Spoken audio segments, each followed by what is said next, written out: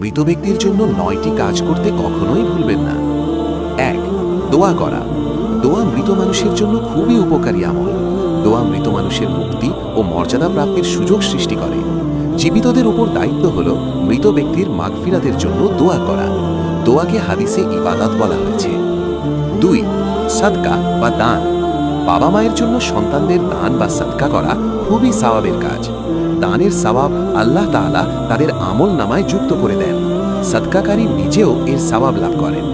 ইবনু আব্বাস রাদিয়াল্লাহু থেকে বর্ণিত, সাদ ইবনু উবাদার মা মারা গেলে তিনি বললেন, হে আল্লাহর রাসূল, আমার মা আমার অনুপস্থিতিতে মারা যান।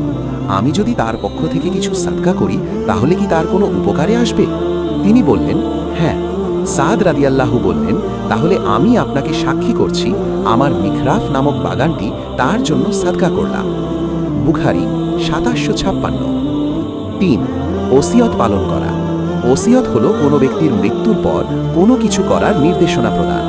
আমানত পৌঁছে দেওয়া, সম্পদ দান করা, মেয়ে বিয়ে দেওয়া, মৃত ব্যক্তির রেখে যাওয়া সম্পত্তির 1/3 বণ্টন করা ইত্যাদি ওসিয়তের অন্তর্ভুক্ত। আল্লাহ তাআলা বলেছেন, তোমাদের ওপর ফরজ করা হয়েছে যে যখন তোমাদের কারো মৃত্যু উপস্থিত হবে, যদি সে কোনো সম্পদ রেখে যায় তবে তা ওসিয়ত করবে। সূরা আল বাকারা 180। 4. মানত পূরণ করা। বাবা মা বা মৃতের কোনো বৈধ মানত থাকলে তা আদায় করা ওয়ারিসদের জন্য আবশ্যক। তারা আদায় করলে মৃত ব্যক্তি দায়মুক্ত হবেন। 5. কাফফারা আদায় করা। বাবা মায়ের ওপর কোনো কাফফারা থাকলে সন্তান তা আদায় করবে। সেটা কসমের কাফফারা হোক বা ভুলবশত হত্যার কাফফারা বা যে কোনো ফরজ ইবাদতের কাফফারা হোক, কারণ এগুলো বাবা মায়ের ঋণের অন্তর্ভুক্ত। আর বাবা মায়ের ঋণ পরিশোধ করা সন্তানের দায়িত্ব। এতে যেমন বাবা মা দায়মুক্ত হবেন, তেমনি সওয়াবও পাবেন। 6. ঋণ শোধ করা। বাবা মায়ের ঋণ থাকলে সন্তানরা সর্বপ্রথম তাদের ঋণ পরিশোধ করবে, কারণ ঋণ এমন এক বোঝা যা ঋণদাতা ছাড়া কেউ হালকা করতে পারবে না। সেজন্য বাবা মায়ের যাবতীয় সম্পদ দ্বারা হলেও তাদের ঋণ পরিশোধ করবে।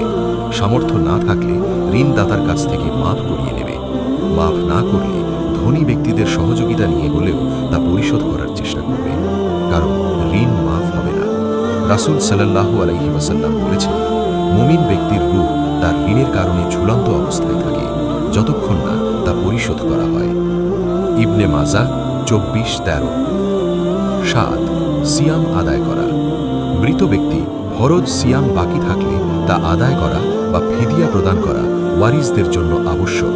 ওয়ারিসরা আদায় করলে মৃত ব্যক্তি দায়মুক্ত হবেন। রাসূল সাল্লাল্লাহু আলাইহি ওয়াসাল্লাম বলেছেন, সিয়ামের কাজা জিম্মায় রেখে যদি কোনো ব্যক্তি মারা যায় তাহলে তার নিকট আত্মীয় তার পক্ষ থেকে সিয়াম আদায় করবে। বুখারী 19:52। 8. ফরজ হজ।